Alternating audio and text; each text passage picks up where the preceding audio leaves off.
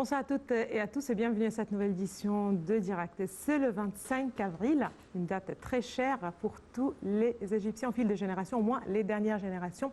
Aujourd'hui, c'est le 40e anniversaire de la libération du Sinaï, occupé en 1967 par Israël, puis récupéré justement grâce suite à une longue bataille aussi bien militaire que diplomatique déclenchée en 1973.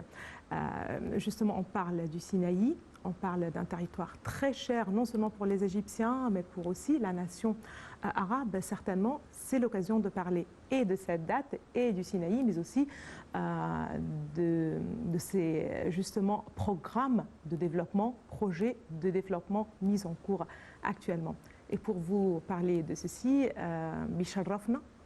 On a l'honneur à avoir avec nous aujourd'hui Monsieur le Général Nasser Selem, professeur des sciences stratégiques et expert militaire. Bonsoir, Monsieur le Général, bonsoir. Vous nous faites honneur à être avec nous aujourd'hui et bonne fête à vous, bonne fête à toute l'Égypte et à tous les Arabes. Nous avons beaucoup de points qu'on va les traiter aujourd'hui. C'est une occasion pour faire rappeler les jeunes de la valeur de cette terre, de tous les sacrifices qui se sont déployés et de la phase du développement qui a été adaptée par l'Égypte dans les années récentes.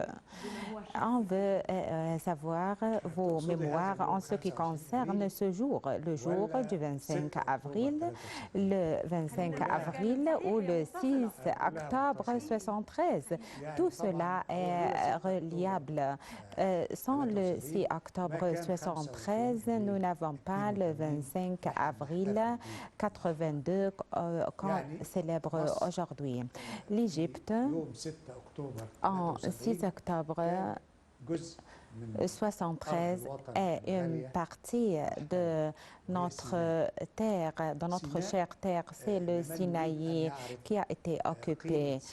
Ceux qui veulent savoir la valeur du Sinaï quant à l'Égypte, c'est le bouclier oriental de l'Égypte. C'est un cadeau de notre bon Seigneur pour l'Égypte, pour que cette terre soit avec ses montagnes qui ont été classifiées dans 3 couloirs, se sont constitués comme des murs de montagnes qui se forment comme une ligne défensive. Elle est le mur oriental du Sinaï et après le mur au centre du sud de Djarish jusqu'à Ras Mohammed et après le mur occidental du Sinaï. C'est un bouclier naturel et de montagne et 5 couloirs, les 5 couloirs selon la largeur du chemin ou de la route. Ces murs de montagne ont besoin de forces qui ne sont pas avec un grand nombre pour faire récupérer et pour faire défendre contre tout ennemi. Sans Sinaï, s'il y avait un ennemi actuellement comme avant le 6 octobre 73, à l'est du canal, il va menacer le Caire. Le Caire va être menacé de tout missile à court terme qui peut menacer le Caire. Donc, l'existence du Sinaï avec nous, c'est un destin, c'est une question de vie et de mort. Comme vous avez expliqué avec beaucoup d'éloges, avec beaucoup de fraternité, cette terre qui est bénie, comme Monsieur le Président Abdel Fattah el-Sisi avait cité aujourd'hui, elle a une particularité religieuse. Toutes les religions célestes sont descendues sur cette terre. Elle est la colonne vertébrale pour l'Égypte. Aujourd'hui, le Sinaï Sinaï sacrifie pour le Sinaï des générations qu'on peut la récupérer après la guerre de 73, comme vous avez dit, et après la bataille diplomatique ici également, révèle très clair la génie du soldat égyptien et le diplomatique égyptien en même temps. Je ne veux pas parler beaucoup en ce qui concerne les forces armées égyptiennes, parce que comme le poète dit, les patries dans le sang de chaque libre, une main qui le précède et une dette due. C'est une dette pour tout soldat égyptien. On ne fait pas éloge qu'on a fait une grande chose. Non, c'est notre devoir. Vous parlez en ce qui concerne l'importance stratégique, l'importance religieuse, l'importance géopolitique pour le Sinaï. C'est une vérité. Mais laissez-moi vérifier pour les chers spectateurs pourquoi le Sinaï est un convoi pour les autres, vu d'un mensonge qui les croit. S'ils regardaient au sens de la poussière nationale, ce qu'on leur rappelle, ce qu'on l'enseigne dès qu'on est de notre enfance jusqu'à notre jeunesse. On regarde à notre poussière nationale sans prendre en compte aucune autre importance géopolitique ou économique ou religieuse. Non, c'est la poussière nationale, c'est la nécessité pour nous. Pourquoi c'est devenu une place de convoitise pour les ennemis? Parce qu'il y avait vide populaire. C'est une vérité, il y avait une vide populaire parce que l'espace dépasse plus de 60 000 mètres cubes et le nombre de la population ne dépasse pas la moitié de personnes. Mais d'autre côté, Israël, 20 000 kilomètres carrés et le nombre de la population, 8 millions, 6 juifs et 2 millions arabes. Il y avait une grande somme de population en Israël. Mais on regarde en Sinaï comme poussière nationale. Ils ne doivent pas résoudre leurs problèmes à l'intérêt ou contre l'intérêt du Sinaï.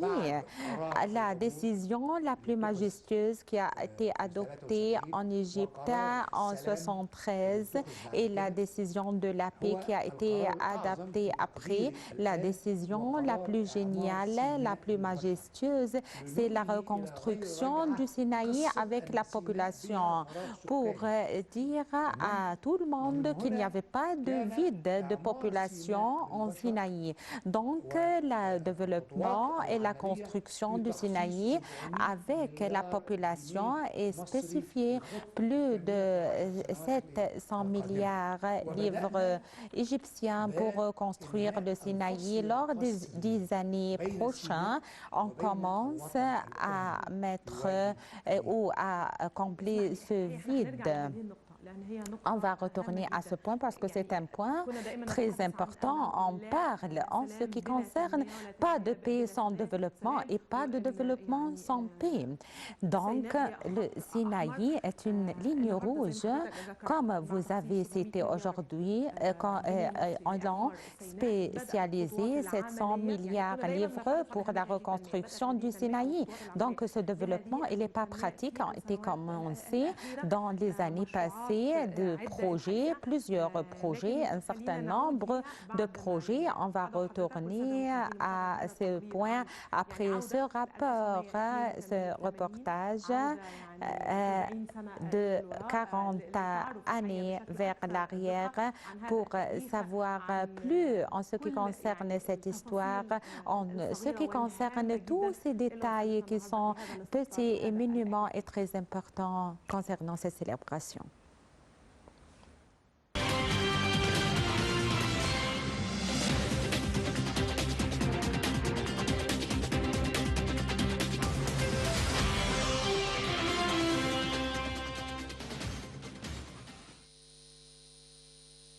Le 25 avril, jour glorieux qui restera immortel dans la conscience et la mémoire de la patrie, est le témoignage de la grandeur du peuple d'Égypte. Plus d'un quart de siècle s'est écoulé depuis la libération du Sinaï et cet important tournant dans notre histoire contemporaine demeure une source inépuisable de fierté et d'inspiration, de confiance en nous-mêmes et dans les capacités de cette patrie et de ce peuple. La libération du Sinaï a tourné la page pénible de la défaite de 1967 et le drapeau de l'Égypte s'est hissé bien haut sur sa terre, mettant fin à une étape pleine d'amertume endurée par une grande génération de fils de l'Égypte. Cette étape a vu la résistance d'un peuple authentique qui s'est maintenu aux côtés de ses forces armées pendant la longue guerre d'usure, puis celle de la libération héroïque,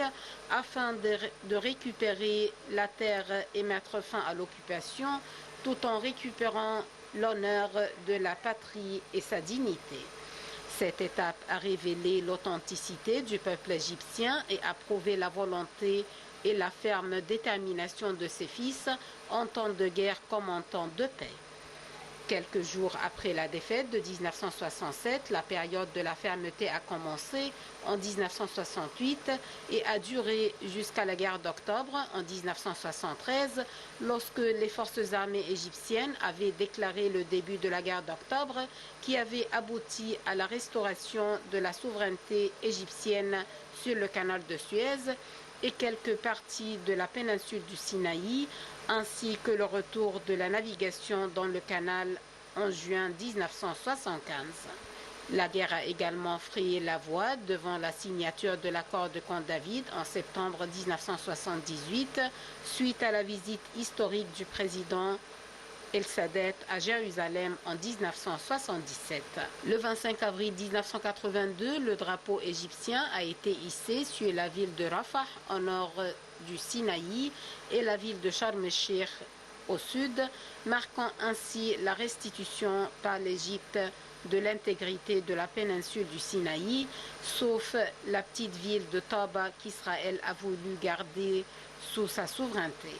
Mais l'Égypte a déployé d'énormes efforts politiques et diplomatiques en ayant recours à l'arbitrage international qui a enfin attribué à l'Égypte la souveraineté sur ce dernier kilomètre carré de la péninsule du Sinaï, pour finir par un combat juridique qui a amené à la récupération de Taba en 1988 et au hissage du drapeau égyptien sur ses territoires.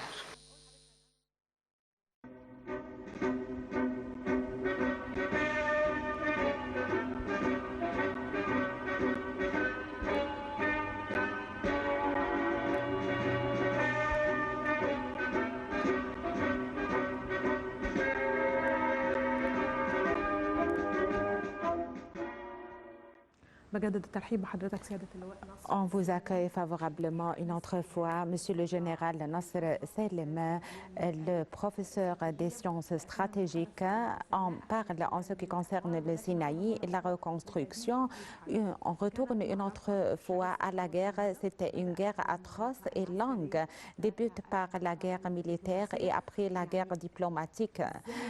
Comment l'Égypte avait pu se déplacer à réaliser le but politique, comme on parle dans la pause, à réaliser le but politique et se transfère et se déplace de la militarisme à la diplomatique. En 10 juin 67, le Sinaï a été occupé par une erreur du commandement général qui ordonne le retrait des forces armées après la frappe israélienne contre nos forces armées égyptiennes. Il n'y avait aucun contact entre nos forces terrestres et les forces terrestres de l'ennemi. Un ordre a été décrété pour les forces armées pour le retrait. Et ce qui qualifie cette ou ceux qui qualifient cet événement, c'est le martyr Anwar Sadat quand il avait dit nos forces armées étaient victimes de la défaite de 67 et n'étaient pas une cause de la défaite. Selon mon estimation, comme je vous dis, comme le Sinaï a été créé par notre bon Dieu, sans le retrait de nos forces armées, Israël n'aboutit pas à Ras Mohammed, 250 kilomètres des frontières, ils ne vont pas accéder au canal de Suez. La grande erreur et la grande faute, c'est l'ordre du retrait des forces armées. Donc nous avons une décision et un but politique, c'est la récupération de nos territoires. Et pour réaliser ce but politique, c'est de faire vaincre notre ennemi et on l'oblige à évacuer nos territoires. Et comme le leader Gamal Abdel Nasser avait dit, ce qui a été pris par la force, on doit le récupérer avec la force. Le président Abdel Fattah el-Sisi avait assuré sur ce synonyme aujourd'hui lors de son mot, pas de paix sans la force qui le protège. Donc, c'est ça. On commence à se réparer pour la guerre dès le 9 et 10 juin, quand le peuple égyptien a assuré et a insisté à faire récupérer Gamal Abdel Nasser au pouvoir pour une autre fois, le peuple égyptien a le vertu de ce triomphe. Et le propriétaire originaire de ce droit, il insiste à faire récupérer Gamal Abdel Nasser à son pouvoir une autre fois. On va reconstruire les forces armées et on va libérer nos territoires égyptiens. Voilà, c'est la mission qui a été chargée par le peuple égyptien, le commandement suprême des forces armées Gamal Abdel Nasser. Donc, c'est un chargement pour nos forces armées. Quant à moi, quant à mon arme, ce qui mérite à citer maintenant le commandement et après le retrait de toutes nos forces armées des 5 jusqu'à 9 et 10 juin 67, le commandement des forces armées qui ont fait le retrait, que les éléments de renseignement des forces armées persistent en Sinaï et ils poursuivaient à suivre les forces des ennemis et donnent des informations en ce qui concerne les forces des ennemis. C'était la lueur de la lumière bien remarquable lors de cette défaite. Ces éléments persistent à accomplir leur mission, mais ils ne vont pas être pour tout le temps et leur capacité peut se terminer après une semaine ou plus. On commence à faire réparer d'autres éléments de renseignement pour faire changer les éléments qui existaient en Sinaï d'une façon très confidentielle, sans que les forces des ennemis sentaient qu'il y avait un changement. Le retrait et le substitut a été fait d'une façon confidentielle et très secrète.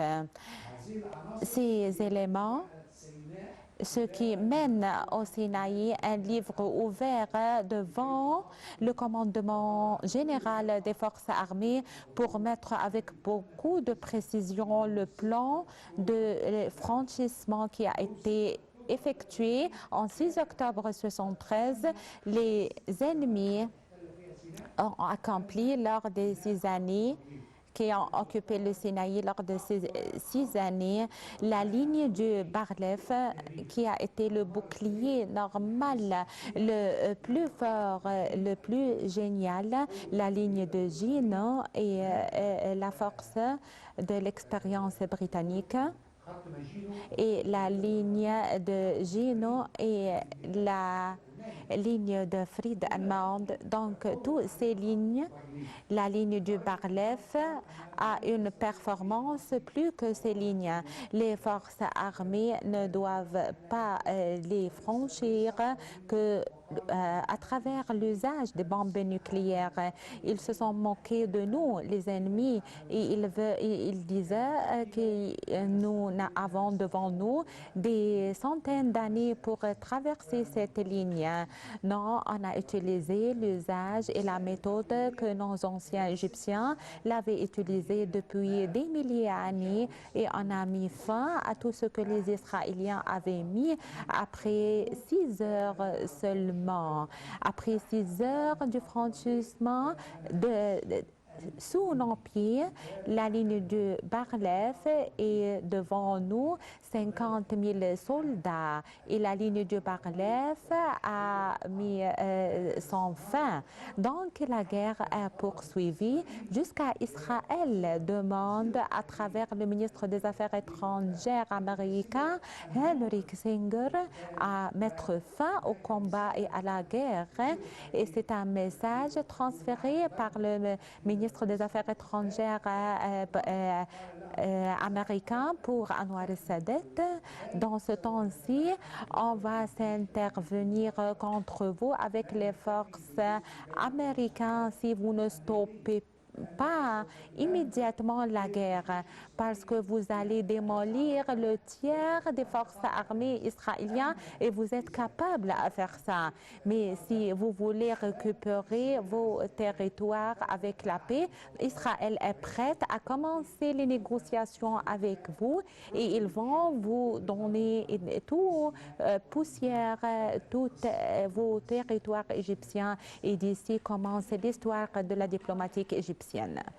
Donc, avec cette performance à fixer dans cette durée temporaire, quand on avance vers l'avant, salut pour le président Anwar Sadat, salut et paix pour son âme. Et les forces de renseignement et le rôle des forces de renseignement lors des 6 années de l'occupation de Sinaï. On parle également en ce qui concerne la population et les familles de Sinaï. Les équipes de renseignement, on veut parler en ce qui concerne ce point très vite. La coopération qui a été effectuée entre les équipes de renseignement qui accomplissent leurs devoirs, et la coopération avec ceux qui savaient tous les secrets, tous les points de ces montagnes. Les familles de Sinaï, lors des 6 années, étaient pour les équipes de renseignement, pour les forces spéciales et pour toutes les forces armées. L'eau, et nous étions les poissons dans la mer. Il était la mer, il était l'air qu'on le respire. Tous les aides logistiques qui ont été présentées avec toute satisfaction, avec tout sacrifice. Et ils savaient bien que les ennemis les observent. Et les forces israéliennes disaient en ce temps-ci, si quelqu'un va présenter une aide pour les équipes égyptiennes, il impose des punitions très sévères contre eux. Comment, par exemple, un soldat israélien, il prend par exemple un bébé des familles, parmi les familles du Sinaï, il peut le jeter dans le feu si elle ne reconnaît pas, si elle n'avoue pas où se cache son mari, par exemple. Les forces israéliennes traitent d'une façon très sévère avec les familles de Sinaï. Et les familles de Sinaï sont une légende. Ils luttent avec nous. Ils présentent beaucoup de sacrifices, et les ennemis veulent diffuser le terrorisme pour faire effrayer les gens là-bas, mais on affronte tous ces ennemis. Les familles du Sinaï et les fils du Sinaï sont une partie intégrale de notre patrie et on doit sacrifier avec tous nos sangs pour faire protéger nos familles en Sinaï et pour faire punir tout ce qu'ils veulent causer des dégâts ou causer quelque chose de nuisible pour nos familles en Sinaï. Donc, le rôle de famille du Sinaï est bien estimable. Et l'Égypte a été poussée à entrer dans cette guerre avec l'existence des terroristes. Donc, la guerre et la guerre globale 2018 pour faire se débarrasser du Sinaï du terrorisme et des terroristes. C'était la guerre la plus difficile, la plus atroce. L'ennemi est déguisé, il n'est pas clair devant nous. On veut que vous parlez avec nous en ce qui concerne ce défi, parce que c'est un défi également spécial et un autre défi, et dans une durée que toute la région vivait dans des conditions très minutieuses. Pour parler en ce qui concerne ce point-ci, on parle d'abord au Sinaï. La Sinaï, la solution, le Sinaï, le problème. Le Sinaï, pour nous, est une partie intégrale de nos territoires. Après qu'on récupère par la guerre, à travers la diplomatique, à travers tous les moyens diplomatiques, et le problème du tabac, les 1000 mètres carrés étaient avec le partenariat du jugement. Il a été retourné entre les bras de l'Égypte une autre fois. Les autres veulent que le Sinaï est une partie de la solution, résoudre le problème palestinien contre l'intérêt du Sinaï. Et les Palestiniens n'acceptent pas et nous également, on n'accepte pas cette solution. Le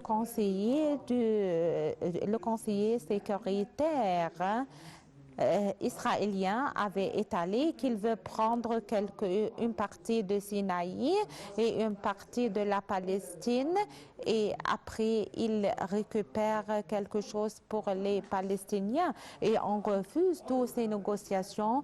Ce fait a été étalé par le Bush, le fils. Le terrorisme a été commencé en Sinaï 2004-2005. L'opération du Nuweiba, du Dahab, du Sharm el-Sheikh, les foyers terroristes. Et en 2007, en 2010, il commence à se négocier avec les frères musulmans et les frères musulmans se sont mis d'accord avec eux parce qu'ils ne savaient pas la valeur de nos territoires. Ils n'estiment pas qu'est-ce que ça veut dire les poussières nationales. Les frères se sont mis d'accord avec le Hamas, avec Israël, avec les États-Unis à substituer et à échanger les territoires après que les frères soient à la tête du pouvoir pour exécuter ce que Moubarak n'avait pas exécuté. Et après ce qui se passe en 2011, les frères devenaient au pouvoir et ils essayent à exécuter leur plan et on les avorte en 30 juin 2013 et on coupe ce chemin pour que le Sinaï soit égyptien pour toujours. Ils veulent avorter le plan de la reconstruction de Sinaï. Vous n'avez pas donné le Sinaï avec satisfaction, on va vous obliger à nous donner le Sinaï. Ils commencent à diffuser le terrorisme dehors de territoire et à travers les tunnels, à travers les organisations des extrémistes suivis à Hamas et au djihad islamique, ceux qui sortaient des prisons égyptiennes, peu des familles et des fils du Sinaï il a été refusé par les gens en Sinaï, par les familles en Sinaï. Il essaye à faire obliger le gouvernement en Sinaï à répondre à cette opération de l'échange des territoires. La décision, c'est la purification du Sinaï de tout terrorisme. Complètement, les forces armées avec la police se coopèrent ensemble avec les familles de Sinaï à affronter contre le terrorisme. L'Égypte était le premier pays qui affronte contre le terrorisme d'une façon singulière, sans demander soutien ou appui de quelqu'un. Il y avait problème dans ces territoires. Si on allait à aucun autre pays, le Sinaï, l'Irak, le Liban, la Libye, et il disait que c'est le camping du Daesh. Voilà, c'est le camping de Al-Qaïda. Mais en Sinaï, il n'y avait pas. Et ce sont des monastères déguisés sous la terre, dans maison de quelques bédouins. Et si quelqu'un informe contre ces éléments, ils sont démantelés complètement. On rappelle les images des tunnels et c'était des bâtiments complets. Il y avait un soutien, un grand soutien, un grand appui. On affronte contre ce terrorisme avec toute insistance, avec toute volonté. Et les fils de Sinaï étaient avec cette pression. Dans quelque temps, ils devenaient incapables, mais après l'opération globale contre le terrorisme et on démolit la plupart de l'infrastructure, les familles du Sinaï commencent à avoir le courage. Si quelqu'un a des informations, il les disait à la police et aux forces armées égyptiennes pour savoir affronter comme il faut le terrorisme. Maintenant, le Sinaï a retourné sûr et certains est satisfaite. Il y avait quelques cellules qui sont déguisées. Ils vont s'apparaître, mais jusqu'à maintenant ne se trouvent pas. Maintenant commence le plan de la reconstruction du Sinaï. Les familles du Sinaï sont têtes de la paix, de la sécurité. La vie normale se retourne une autre fois après le démantèlement, après l'affrontement contre le terrorisme d'une façon complète. La sécurité et la paix a retourné complètement en Sinaï. Après l'ajout de ce plan, après l'ajout de ces initiatives pour réaliser les buts stratégiques nationaux, c'est un genre de la récupération du faveur pour le Sinaï. Toutes ces sociétés qui sont soutenues en Sinaï, écoles, hôpitaux, universités, ce sont des tentatives. Au début, peut-être, ils vont durer le temps pour regarder le travail selon un rythme vite et rapide. Quand on parle avec vous au début de notre interview que la Sinaï passe par des phases de développement. Si on relie la vallée, la République avec le Sinaï à travers le canal de Suez, en haut du Port Saïd jusqu'à la fin du Suez, plusieurs tunnels qui servent les familles du Sinaï et qui rapprochent de façon psychologique.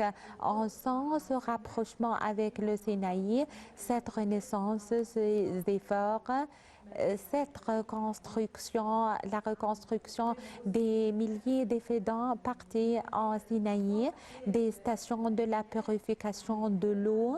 Et ce sont des efforts énormes qui sont déployés. J'appelle, chers téléspectateurs, j'appelle vous, Monsieur le Général, à savoir plus de détails en ce qui concerne.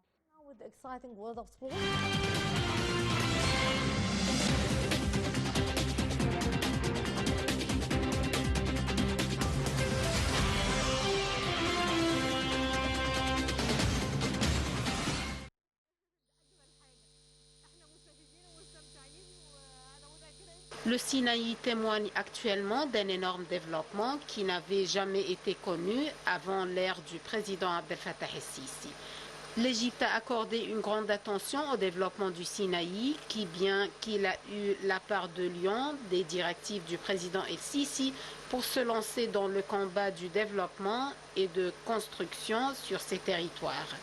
Toutes les institutions étatiques ont conjugué leurs efforts pour mettre en œuvre plusieurs projets dans ces deux gouvernorats, nord et sud, avec des investissements s'élevant à 7 milliards et 18 milliards de livres respectivement.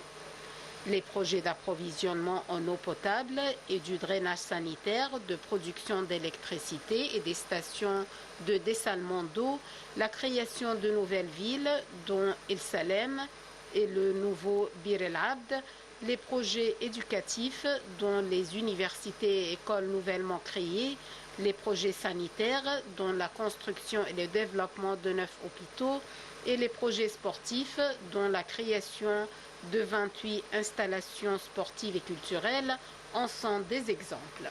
De plus, 11 projets de développement agricole et des projets d'infrastructure comprenant les routes et les tunnels reliant le Sinaï aux villes du canal ont été mis en œuvre. Le président Abdel Fattah el-Sisi a levé le slogan du travail, de la résilience et de la construction pour traduire les histoires héroïques et les épopées honorables dans la mêlée desquelles l'Égypte s'est engagée dans tous les domaines. Le plan de développement global du Sinaï reposait principalement sur l'exploitation des atouts de la péninsule, surtout son emplacement géographique privilégié et ses ressources minérales. Le plan couvre tous les aspects de la vie dans le Sinaï. Il s'agit en premier lieu de relier la péninsule à toutes les autres régions du pays.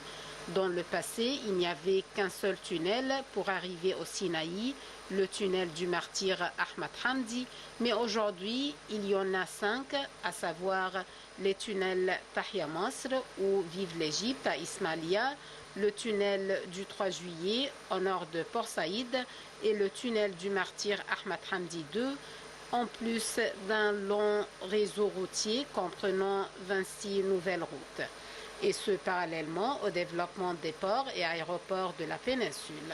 L'État égyptien a également tenu à ce que les habitants du Sinaï restent dans leur région, leur fournissant un logement décent et sûr. C'est ainsi qu'il a construit des villes entières, telles la nouvelle ville de Rafah, la nouvelle ville de Bir El Abd et la ville de Salem Masr. Des établissements éducatifs de haut niveau ont été créés au service des habitants du Sinaï, tels l'université du roi Salman avec ses 3 branches et l'université d'El Arish, ainsi que de nombreuses nouvelles écoles et de nouveaux instituts relevant d'El Azhar. Au niveau de la santé, plusieurs hôpitaux et centres médicaux ont été modernisés alors que de nouveaux sont sous construction. Dans le domaine de l'agriculture, l'État a pour objectif de cultiver près de 400 000 faidans au Sinaï. Pour y parvenir, le chef de l'État a lancé de nombreux projets hydriques, tels les stations de dessalement des eaux de mer, au nombre de 20 dans le Sinaï, ainsi que des stations pour le traitement des eaux du drainage sanitaire et agricole, au nombre de 8 stations.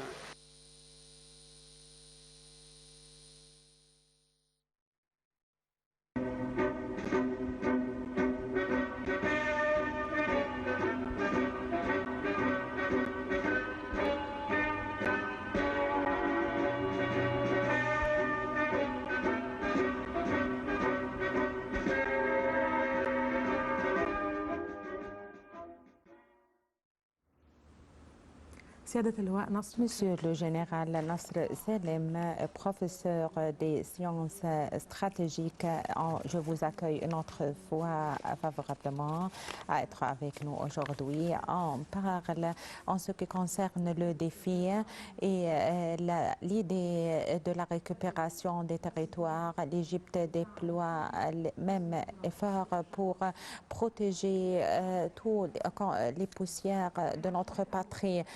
aujourd'hui parce que je veux aller une autre fois pour la particularité du Sinaï. Aujourd'hui, Monsieur le Président Abdel Fattah el-Sisi salue le peuple égyptien. Il présente les félicitations pour le peuple égyptien à cette occasion très chère et très belle et pour tout le monde. Il parle concernant les sacrifices, présente tout salut à tous ceux qui déploient effort pour récupérer cette terre. Partie de son mot parle en ce qui concerne le développement. Il assure l'importance et la nécessité du développement et la première ligne à défendre contre ces territoires.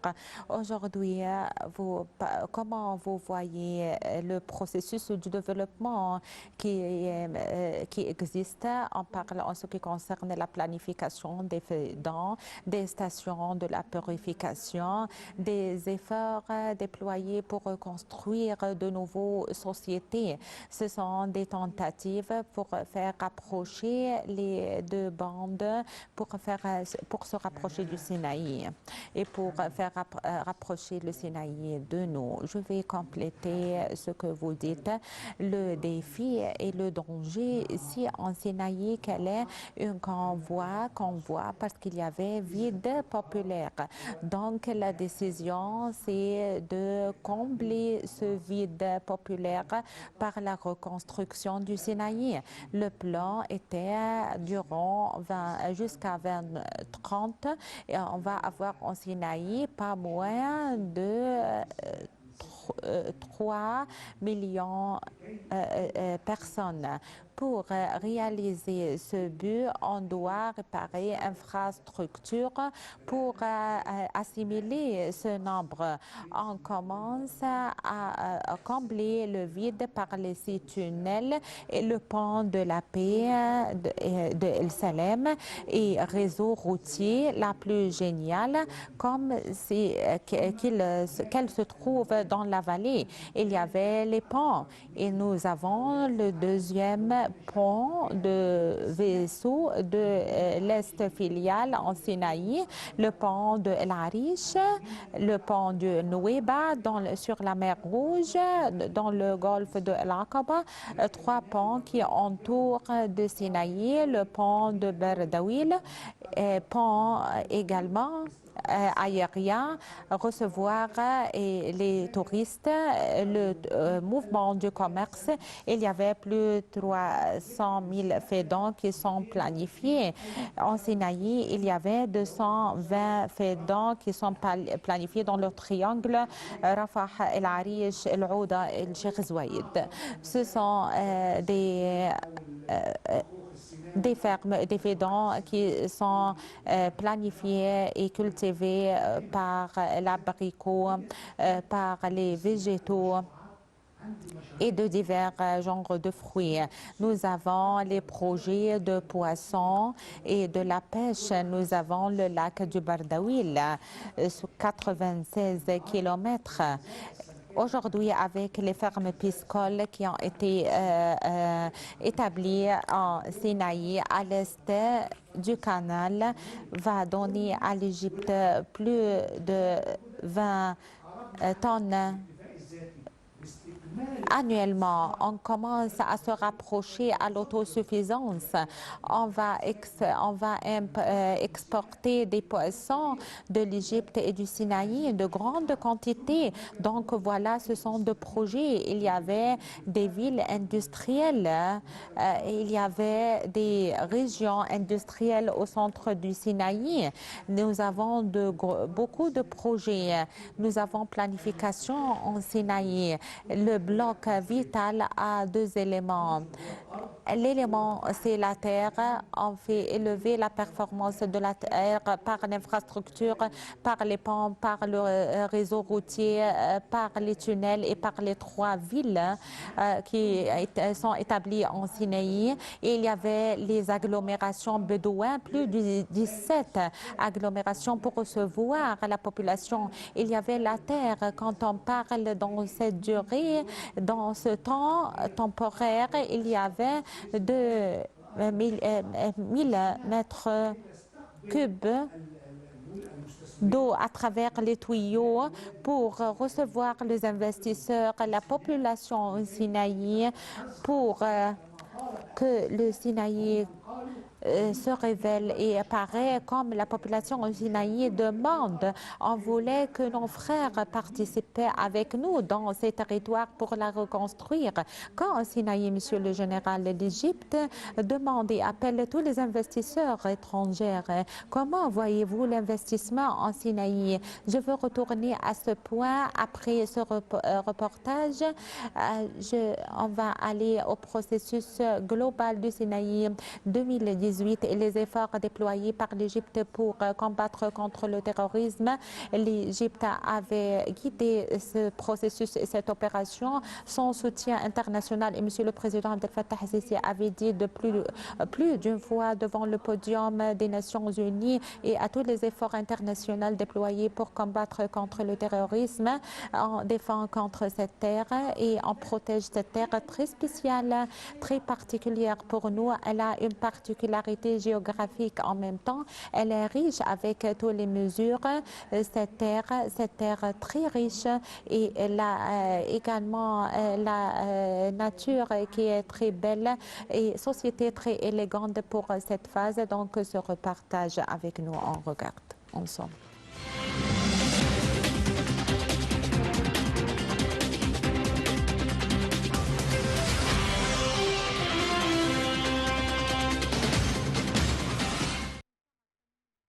Le Sinaï est exempt de terrorisme grâce à l'opération militaire globale lancée par le président Abdel Fattah el-Sisi dans le Sinaï en 2018.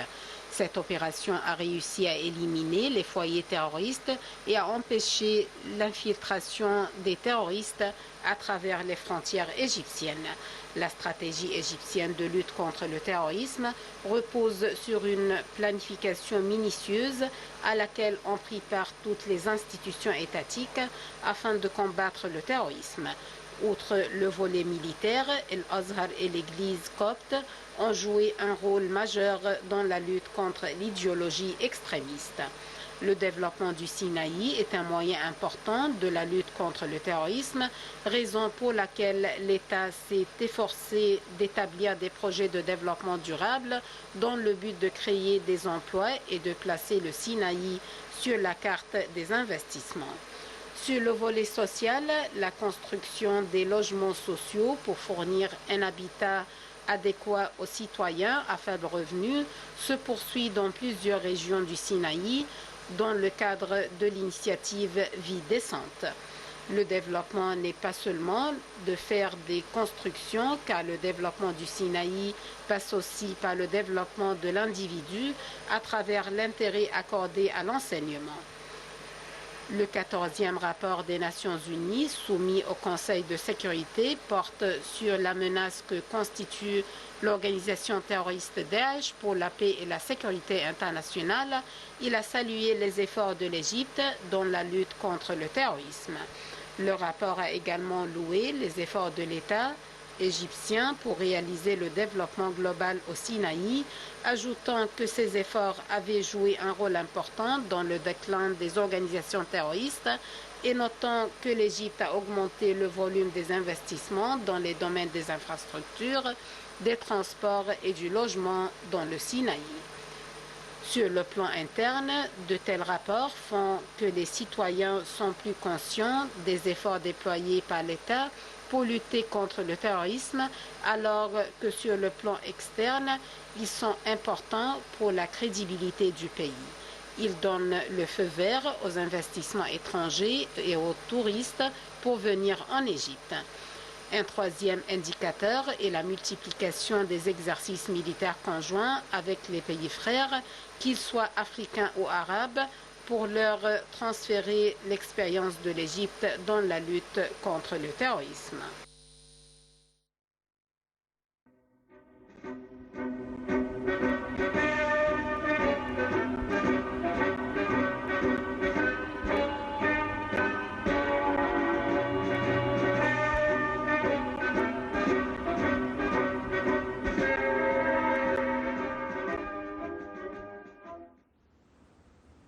Bon retour et je vous accueille favorablement une autre fois.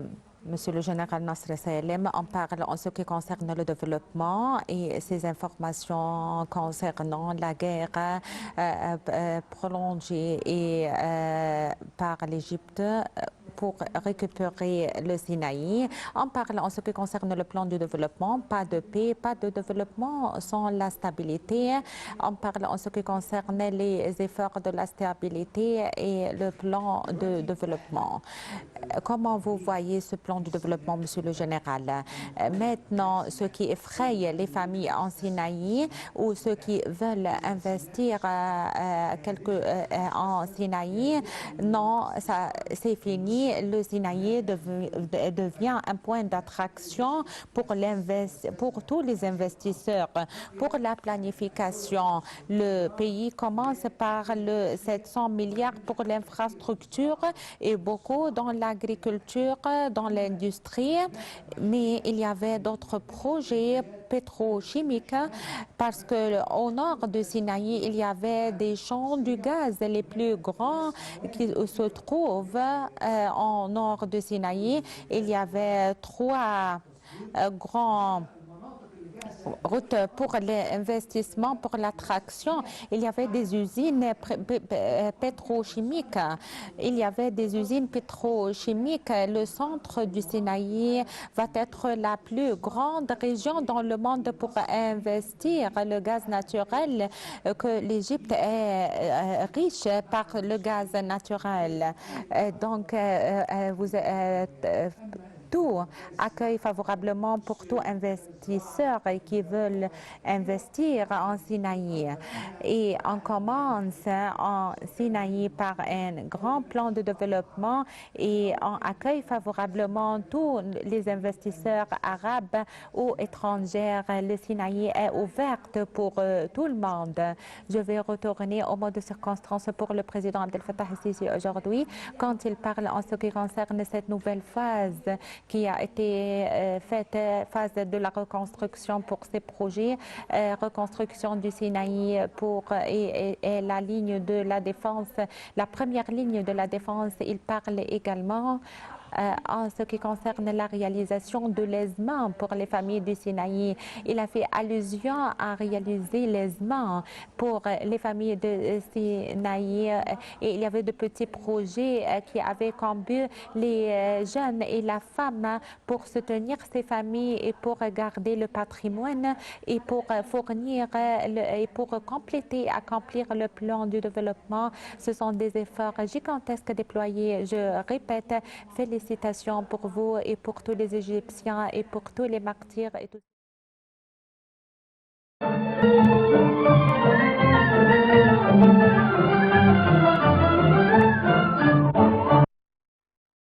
Pour tout le monde. Je vais retourner au mot de circonstance pour le président Abdel Fattah el-Sisi aujourd'hui quand il parle en ce qui concerne cette nouvelle phase qui a été faite, phase de la reconstruction pour ces projets, reconstruction du Sinaï et la ligne de la défense, la première ligne de la défense. Il parle également en ce qui concerne la réalisation de l'aisement pour les familles du Sinaï.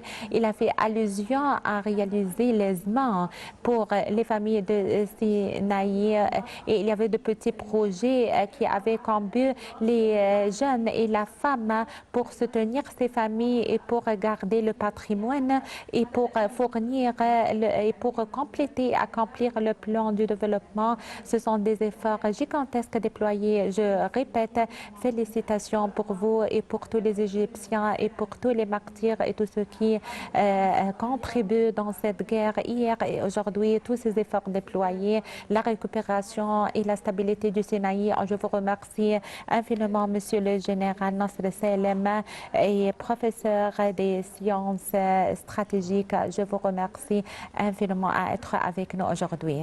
Madame, Monsieur, merci aussi à vous de nous avoir suivis ce soir. À la prochaine.